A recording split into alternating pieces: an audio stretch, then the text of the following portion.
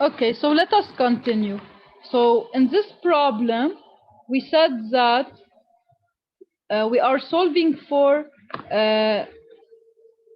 for H here, okay? Because they said, what is the water level that for which the flow will begin to form vapor cavity? So if you want here, P1, we can find it due to what? Due to the condition of cavitation, okay? But in general, we can have this problem in another way. So if they gave you, if you don't know what is P1, using Bernoulli between the surface and 2 will give you, if you know H, of course, will give you your unknowns.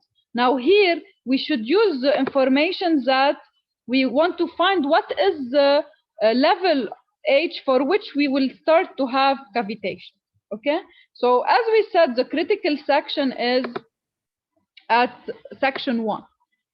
So P1 will be equal to P cavitation because it is the level where we have the minimum pressure in our flow. Okay, P1 equals to P cavitation. So what we can do, we can determine P1 from this condition. And going to our table, they gave us that we have water at 30 degrees. Okay, we have water at 30 degrees. So from this condition, we can go to the table and determine what is the cavitation pressure. When we go to the table, at 30 degrees here, the cavitation pressure is 4.243 times 10 to the power 3. So we can say that this pressure is the minimum we can reach. So P minimum is equal to P cavitation is equal to 4.243 times 10 to the power 3. Okay, and since we did the analysis in our problem, we said that P1 is the minimum pressure because it corresponds to the minimum cross-sectional area, so the highest velocity. Okay, and now in order to continue the solution of our problem, we need to do Bernoulli between 2 and A because we need to find what is the value of H for which we will start to have the cavitation. Okay, so we will write that from Bernoulli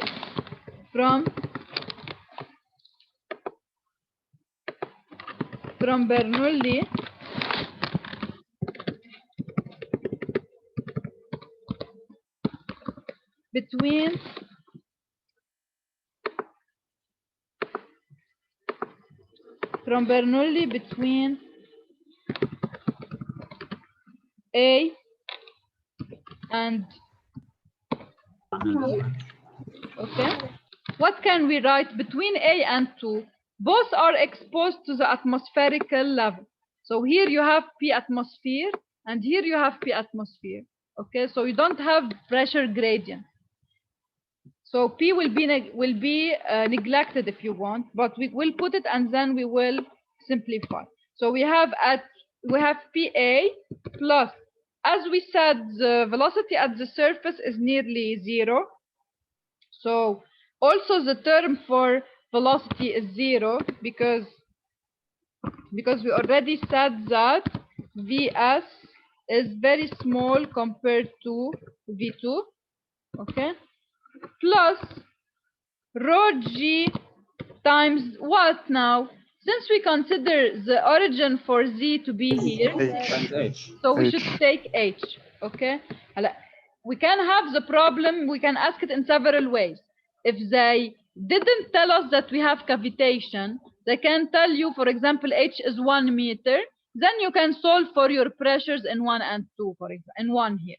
Okay, but here they ask the problem in a different way. I told you what is the value of h to not have cavitation. So P1 you can determine it from the table because this is the section where you have critical pressure. So P1 is equal to P cavitation, and based on this we can calculate now P2 and H. Okay, because what we will write here it's plus rho g times H, okay, equals to, at 2 we have PA as we have seen together, and rho G0 because Z equal to 0, plus what? Plus half rho V2 square, okay? And since we have considered, because of the critical condition, P1 is equal to P cavitation. If you go back to the previous relation, Bernoulli relation, okay, you can get the value of V1. From V1, you can get the value of V2. Once you have V2, you replace in the second Bernoulli equation, you get H. Okay? Another way to ask this problem is to give you H and to tell you to calculate the pressure. If they give you H, then your unknown will be P1 and the velocity V1. Then you write the two Bernoulli's equation, one between A and 2, one between 1 and 2. And also you can, another possibility is to write Bernoulli between A and 1. So you can do Bernoulli between any 2 points you want. The condition is that the 2 points should be on the streamline.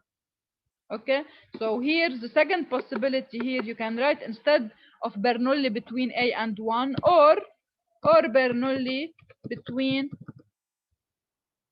A and 1 instead of A and 2. So you will get the same result as that. Okay, so from this equation, as we said, we can get the value of H, and we solve for all our unknowns. دكتور إذا مشينا بالأساس من السيرفس لل1 ساعتها بس بنعمل برنولي واحدة equation واحدة. لا، لأنه إذا بتمشي من A لل1 you have two unknowns. What are your unknowns? H and V1. V مظبوط. Okay, so you still need a second equation. The second equation will be to write Bernoulli or between A and 2 or between 1 and 2. Okay, because in all cases you will have two unknowns in one equation. So if you write one Bernoulli equation, it will not be enough to solve. You need to have two equations in order to completely solve for your variables. Doctor, after this equation, what do we do? After this equation, okay, look, I will rewrite the first Bernoulli equation, so you say your variables. What was the first Bernoulli equation?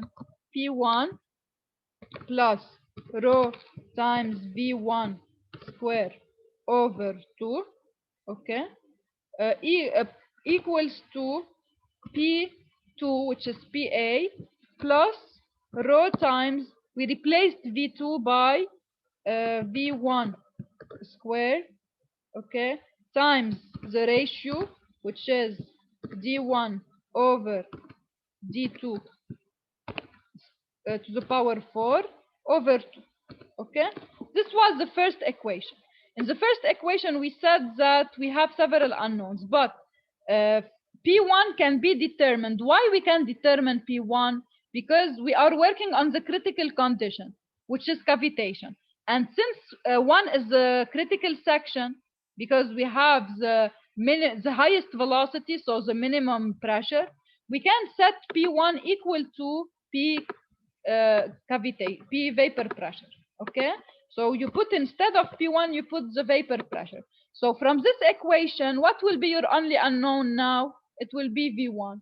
You can get V1. Once you get V1, you apply the continuity equation to get V2, because A1 V1 equals to A2 V2. You can get V2. Okay, now once we have V2, we can apply Bernoulli between A and 2. Because when we apply Bernoulli between A and 2, we can replace V2 by its value. So the value you got here, you can replace it in this Bernoulli equation. Okay, and now your only unknown is what? Is the height H. Okay, your only unknown is H. You solve for H. Now, another possibility to have this problem is to give you H, then you don't have cavitation condition, and they tell you what is the pressure at 1, for example. So what you do is the same procedure, but instead of having H as an unknown, the unknown will be P1 instead. Because if they gave you H, they will not give you P1. So you will write also the two Bernoulli equation to get your unknowns, which will be P1 and V1. Okay?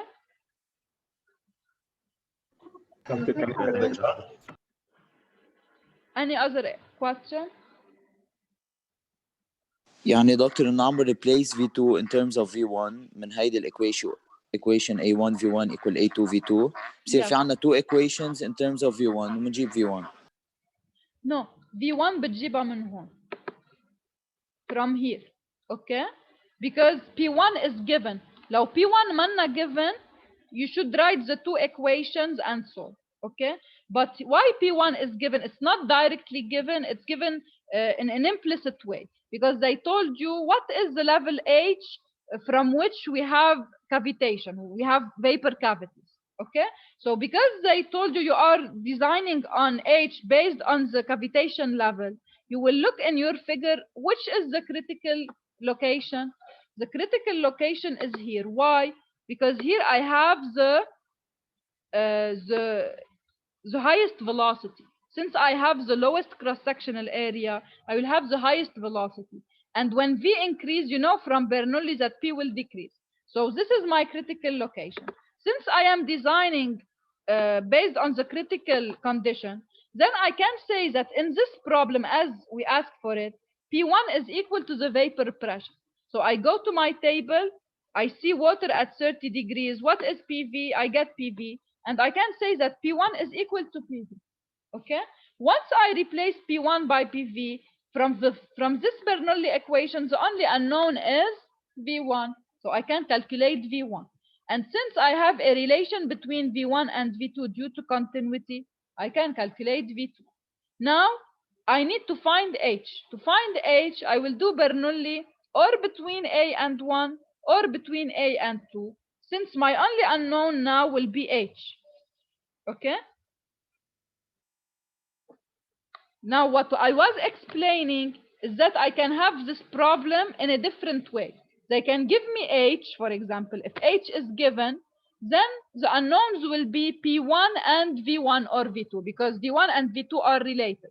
So if you have both P1 and V1 as unknown, when you write the two Bernoulli's equation, okay, you will get two equations with two unknowns. It is clear now? Yes, doctor. Okay. Any other question on this problem? There's questions in the chat. Okay. Yes, we can assume that, Muhammad, that A and 2 are on the same streamline, because look, I will draw the streamline for you. If you follow water path, okay, it is like this. So you have a streamline that is going, then it is curved, and it's going out. Okay, this is the streamline I'm working in. This is a point on the surface. This is a point on section 1. And this is a point on section 2. Okay? So all of these points are on the same streamline. So you can apply Bernoulli between A and 1, between A and 2, or between 1 and 2. Now, Hadi, why P1 is equal to P cavitation? Because, Hadi, cavitation will take place when your pressure is equal to the vapor pressure, okay?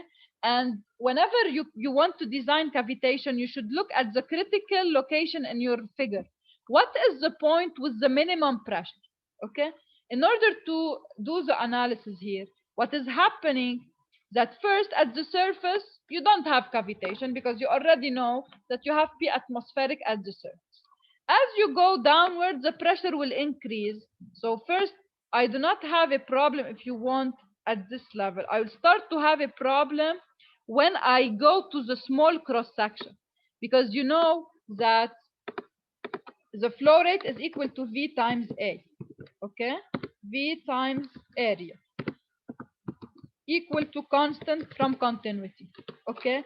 So when A decrease, V will increase.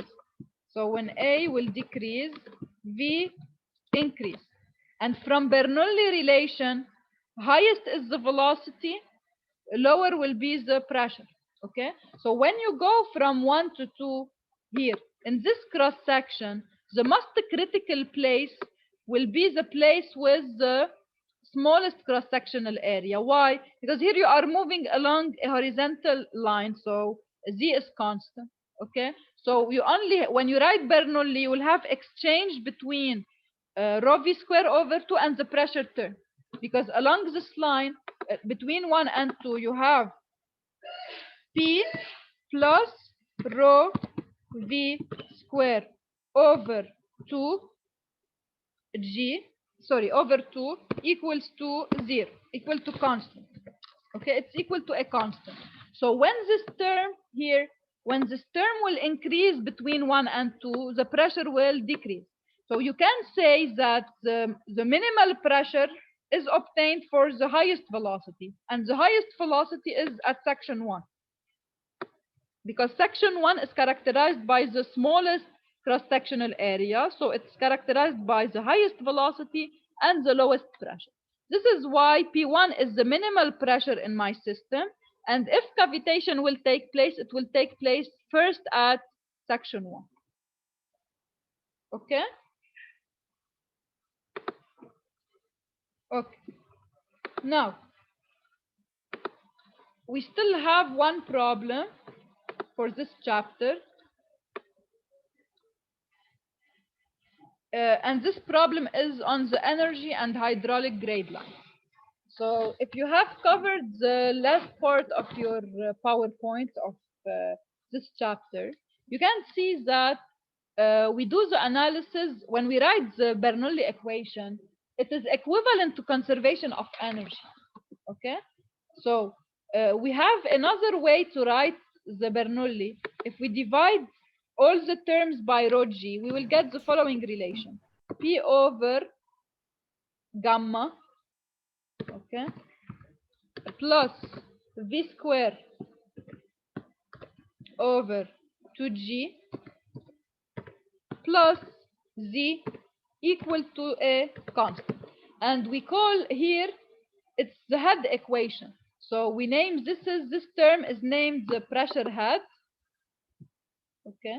Why we say pressure head? Because all of our terms have unit here of meter. Because when we divided the equation by rho g, then we get that all our terms will be in unit of meter. P over gamma is called the pressure head.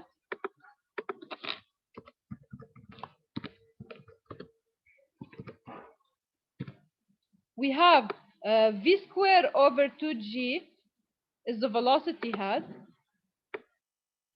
And we have Z is the actual, it's the hydrostatic head. Okay, so we have velocity head and the hydrostatic head. Z is the hydrostatic head. So what we can see here, that all of our terms are have unit of meter. Okay, and we can have a certain technique to if you want to know how energy will be exchanged from one point to the other. This is what we will see in this problem. So this is the hydrostatic. And as you can see, the summation of the three is always constant. Why? Because this is due to conservation of energy. Because initially what we wrote is the conservation of energy. You have the flow energy related to the pressure head term. We have the kinetic energy, which is half mv square, and we have the potential energy, which is equal to mgz. All we did is to divide our equation by m times g. When you divided the energy equation by m times g, you got this equation. So they are equivalent. Okay. Now, how we can apply it in a graphical way? We can say that since the summation of these three is constant, what I can do, I can draw what is called the hydraulic grade line and the energy line. What do we mean by this? First, the energy line is equal to the summation of the three terms, and it's a constant. Okay, so whenever you have a certain problem, if you do the summation of energies, the three terms, you will get a constant always. Okay, now how in this problem, for example, how we can determine the location of the energy line. If you look, what do we have here? In this problem, water is siphoned from the tank shown in the figure through a hose of constant diameter.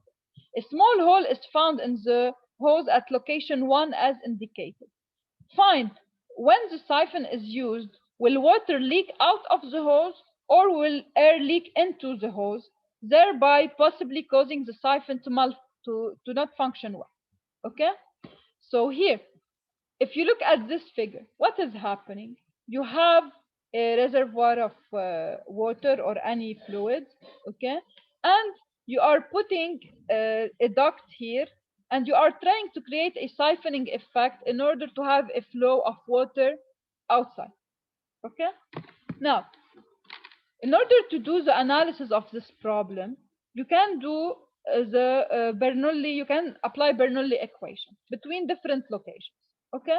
Let us, if you want, but here, the method of energy line and hydraulic grade line is instead of applying Bernoulli, you can take a technique that will draw the lines, and you can, by just looking at the figure, know if your, how will be the variation of your pressure. What do we mean by this? For example, here, if I have a streamline, okay, the streamline, I can draw it like this. So water will go from the free surface, will go inside the duct until exiting from outside. So we can consider that we have here, it's one streamline, okay? And the total energy can be calculated at any position. So I will choose the position for which I know the maximum information. The position for which I know the all information is mainly the surface of water, the free surface of water. At the free surface of water, I know, if you want, I know the velocity. It's nearly zero because, as usual, the area of the surface is much larger than the area of the duct. So the velocity at the surface level is nearly zero. Okay? Velocity is nearly zero, and it's exposed to the atmosphere, so P gauge is zero. So at this level, the P term is zero in gauge pressure. Okay? And V term is zero, so I will be only left with what? With the hydrostatic head. So I can say that my energy line value is equal to the, if I consider, for example, Z here to be the origin. If I consider that the origin of Z is at the exit of the jet, so I can consider that here, this is my elevation, the elevation of my surface, free surface, let's say it's big H, okay? So if I consider at point 1, at this point, if I apply this equation, what do I get? As we said, pressure is 0 gauge because it's exposed to atmosphere. Velocity is 0 because the area of the surface is very large compared to the area of the duct, plus the hydrostatic head, which is H, is equal to a constant. So I can say that the value of my energy, the summation of these three terms, will always be equal to big H. Okay? This is why I can place my total energy line. My energy line is placed at this level. This is my energy line if I want to draw it. It's a constant, okay? And it's elevated at a distance h from my origin. Okay, this is for the energy line. Now, what is the meaning of the hydraulic grade line? The hydraulic grade line is the summation of these two terms. It only considers the P over gamma plus Z. So if you want, you can say that the hydraulic line, you can get it from, it's equal to the energy line, and you subtract from it minus the velocity head, minus V squared over 2G. Okay? So here, for example, if you want to draw the hydraulic line for this problem, it's at a level equal to H, because the energy line is always equal to H. It's at a level H, minus V squared over 2G. Now, in this problem, we have two scenarios. We have, in one case, we have the jet is open, the valve is open, so the jet is exiting towards the atmosphere. And a second possibility is a closed, if we close the valve. Okay? What will be the difference between the two cases? If you open your valve here, what will happen? If you open your valve, you will have the flow will circulate in your duct. You will have a certain velocity v. Okay? And you can, to find the position of your hydraulic line, you should subtract from h, you should subtract v square over 2g. Okay? Now, how to find the hydraulic line in case my valve is open? In case my valve is opened, what will take place? We know that we said that the hydraulic grade line is determined by what? The hydraulic grade line is or h minus v square over 2g, or the second possibility, it's equal to p over gamma plus the velocity plus the hydrostatic head plus z. So by definition, the hydraulic line is the summation of the pressure head and the hydrostatic head. Or the second definition, it's equal to the total head, which is defined by the energy line, minus v square over 2g. So these two definitions are equivalent. Okay? Now, if your valve is open, what will take place here? At this level, which is at z equals 0, this corresponds to z equals 0 because we choose the axis to pass by the exit.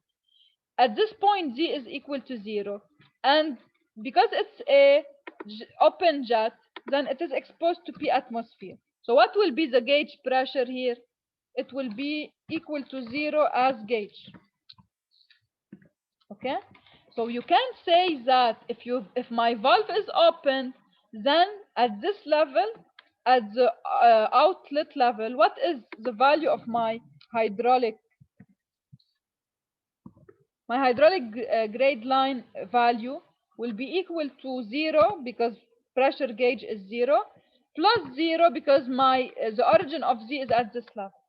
So you can say that the hydraulic line is equal to 0. So at which level you can draw your hydraulic line? You can draw it here. Why it's constant in this problem? Why the hydraulic line is constant? Who will tell me? Since it have the same area, surface area, the tube. Yes, very good. Because the flow in your tube has a constant velocity. Why? Because we have in the duct, I have the same cross-sectional area. So at any point in my duct, I will have the same velocity value. And since by definition, the hydraulic grade line is defined as the energy line, which is the total energy minus V square over 2G, since the total energy is constant and V is also constant in the duct, so not always, just in this problem. In general, the hydraulic grade line level can be variable. If V is variable, if the velocity is variable, the hydraulic grade line will have variable location, so it will not be at the same level. But because in this problem in particular, the velocity is the same everywhere in my duct, so if you move along your duct, you have the same velocity. This is why in this problem, the hydraulic grade line will be at the same level. Okay, it will be equal to 0 here. So you can say that when my valve is opened, this is the energy line, which corresponds to H, and this is the hydraulic line, which corresponds to 0. Okay, so now what will happen in this case? If you look at your figure, you can now do the analysis. You can say that if I have a point, if I have any point here in between, okay, the pressure at this point will be higher or lower than the atmospherical pressure. How can I know? Can you repeat the question? Okay. Yeah, just I will clear everything here and I will ask. What I am interested in is to know what is happening at point 1. If I will have leakage of air or not. To know if I have leakage of air in of water in point 1, I should compare the water pressure with the atmospheric pressure, because you know that if P water is larger than atmospheric pressure, what will happen? Water will get out of the tube. But if P water is smaller than the atmospheric pressure, then we will not have leakage. Okay? For the first scenario, the valve is open. When the valve is opened, the hydraulic value, the hydraulic grade line value was shown to be 0. Okay? And the total energy line was shown to be at a level H. So now, if I consider point 1 has a certain elevation Z. Okay? But you know that for this problem, the hydraulic line is at which level? Is at 0. Okay? So, and it's equal to Z plus pressure over gamma. So if you have positive Z, point 1 has a positive Z. What should be the pressure at point 1? It should be negative or positive? Look at this equation. Z plus P over gamma is 0. Negative. Yes. Negative. So whenever I have positive Z, the pressure term should be negative. This is why you can directly say here that for any point above the grade line, for any point above the hydraulic line, pressure should be negative, since I know that the summation of Z plus P over gamma should be 0. So, and of course, when I say negative, I mean gauge pressure is negative. Okay? So since P, so I can conclude from the position of my hydraulic line that any point above the hydraulic line will have a negative pressure gauge, which means that P1 gauge is negative.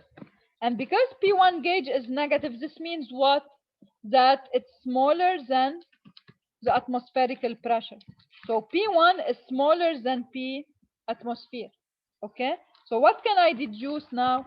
If P1 is smaller than P atmosphere, will water get out? No. So I can deduce, so no leakage in water. So no leakage of water. Okay? Now, so as you can see, just from drawing my lines without writing Bernoulli, I was able to get my answer. Okay? This is the importance of energy line and hydraulic lines, that they can help you in understanding the physics and comparing, if you want, pressures without having to do calculation. Now, the other possible scenario is to close the valve. Okay? If I close my valve here, what will happen? If my valve is closed instead of being open, will water, can water circulate in this case outside in my duct? No. No. So I can say, because I closed here my duct, I can say that V is 0 everywhere. So V is 0 everywhere in my duct because it's closed. And if V is 0, this means البريشر ما هيكون زيرو، لا البريشر هيكون عالي. Okay.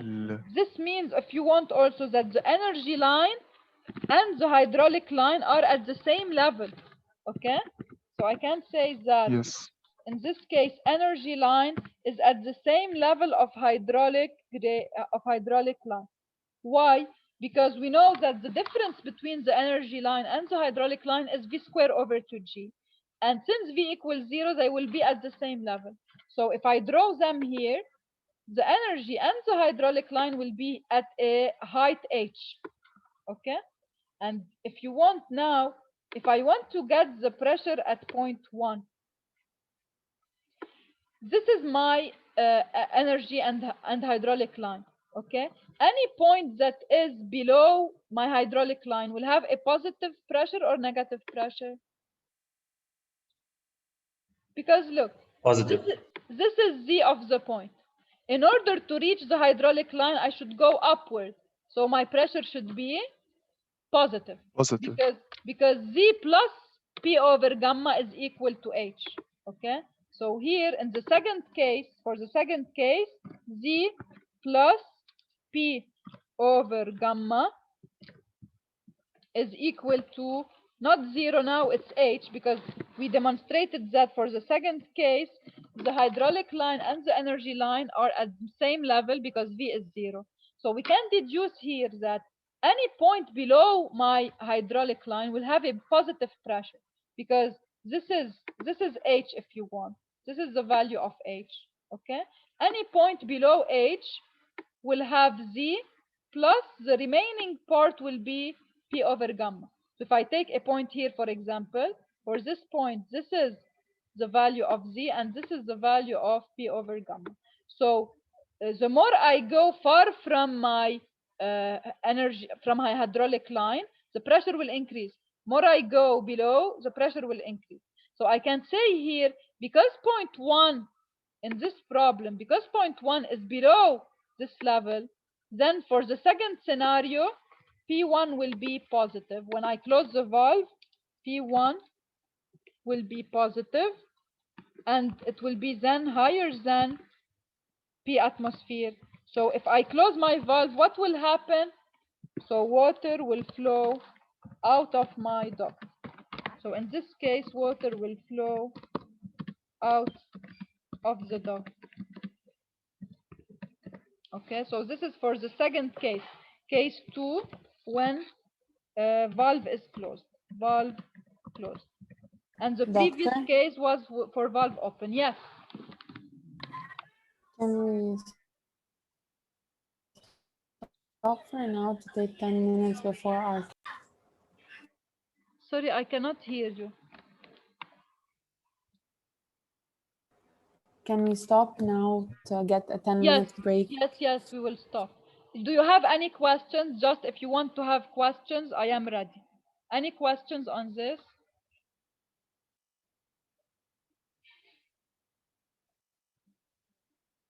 Okay. So if you want anything also for the exam, feel free anytime to contact me by WhatsApp, or we can open an office hour session whenever you want. Okay, so if you have any questions for the exam, I'm ready. Okay, Thank you, doctor. See you next time.